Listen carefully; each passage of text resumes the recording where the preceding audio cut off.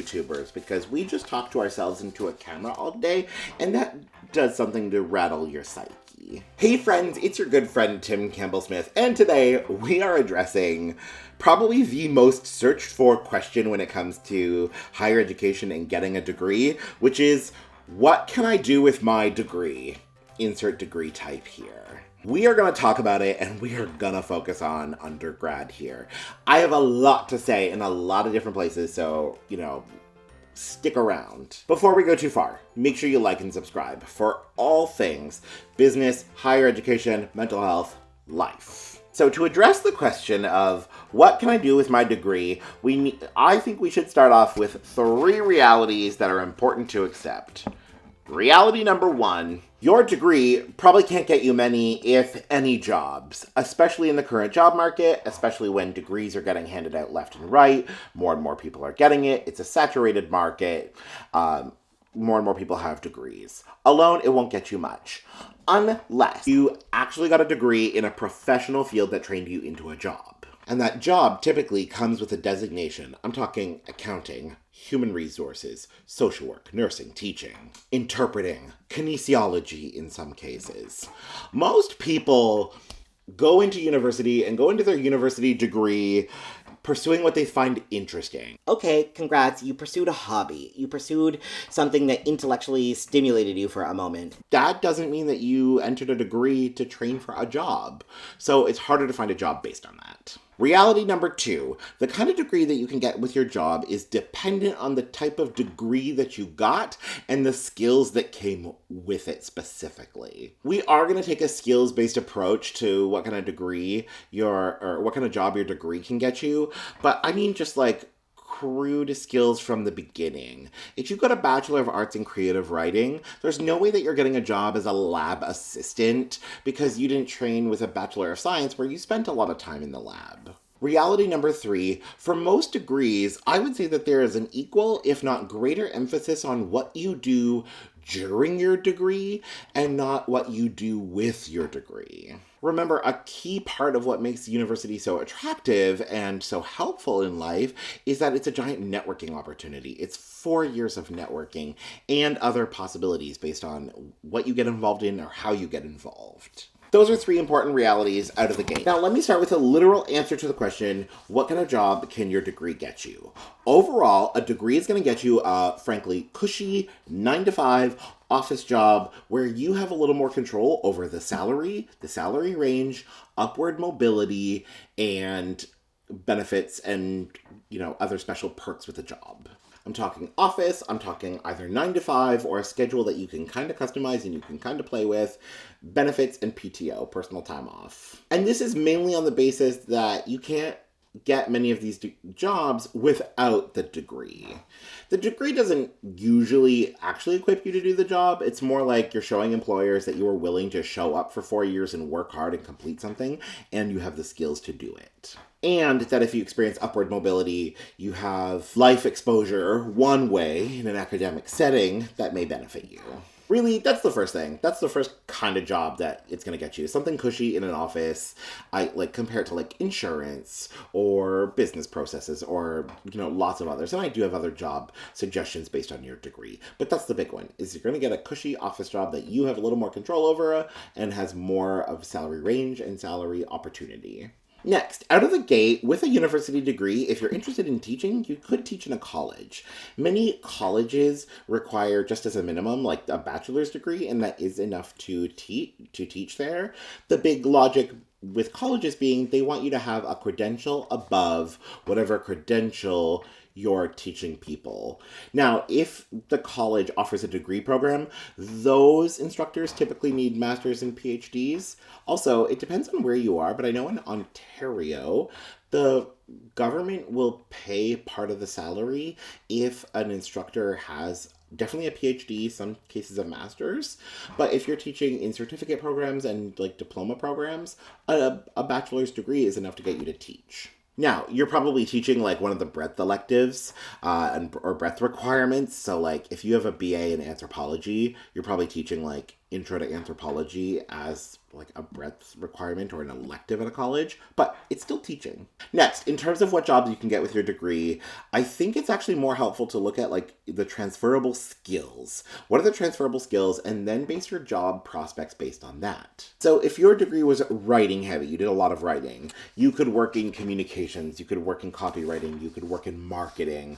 And take this from someone who works in marketing and has worked in marketing for a while.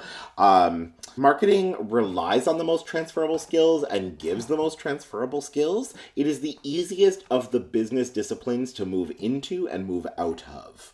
So, especially if you're doing writing or creative work in your degree, or you did that in your degree, marketing and communications would be an easy job for you.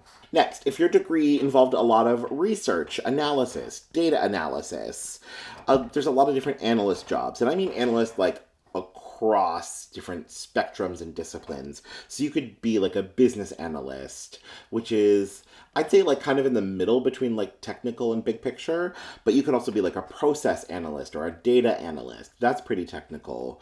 Or you could go into like policy. So working at like not-for-profits or working for the government as a policy analyst. That's pretty high level. A big thing that analysts are doing, and this does require communication skills, is looking at the finer details of things, finding all the relevant finer details, and then making it make sense to other people who need to use that information. If you created and devised in your degree, then working at arts-based organizations or like not-for-profits and charities might be a really good fit for you, because they often require a level of professionalism, a level of worldly knowledge, but also a higher level of creativity in what you're doing. If you did a lot of like presenting, if you did public speaking in your degree, then sales might be a great opportunity for you. Or learning design, corporate training, training others, and taking on management positions might be great for you. Next, another area, and it's not quite a job, but something I want to recommend that you can do with your degree as an entrepreneur is to consider entrepreneurship. Entrepreneurship can be based on a skill that you have, something that you are, I call it, unnaturally good at if you're selling a service. So if you're unnaturally good at writing, if you're unbelievably excellent at research, sell your skills. Ideas can also be based off ideas that you have or that you had when you were in university. It can be based off like just a type of service. So if you know businesses are looking for social media management and people to run their social media, and you're organized and you know how to write or you know marketing, then maybe that's an option. It could also be based off gaps. Are there any products or services that don't exist or that fall short in what they could deliver on? Commonly, I see folks come from their degree and go into entrepreneurship based on a project that they worked on in university, something that they actually worked on. Finally, there's a few other things that you can do with your degree that aren't exactly and right away related to a job, but I want to give these tips.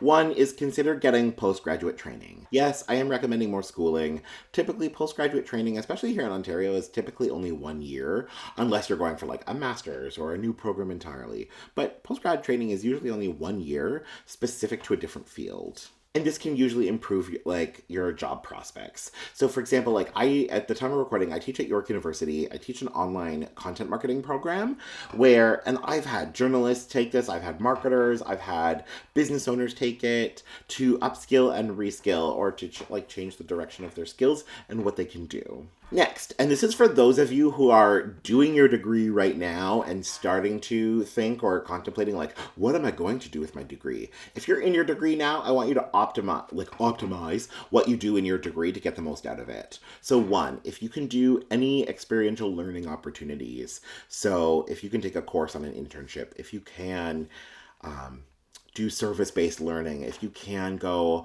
on like a trip somewhere and practice what you're learning. More and more schools are offering experiential learning. Look into, and if you literally like just search like whatever your university is and experiential learning, more and more schools are having whole fields and departments dedicated to this. Look into it.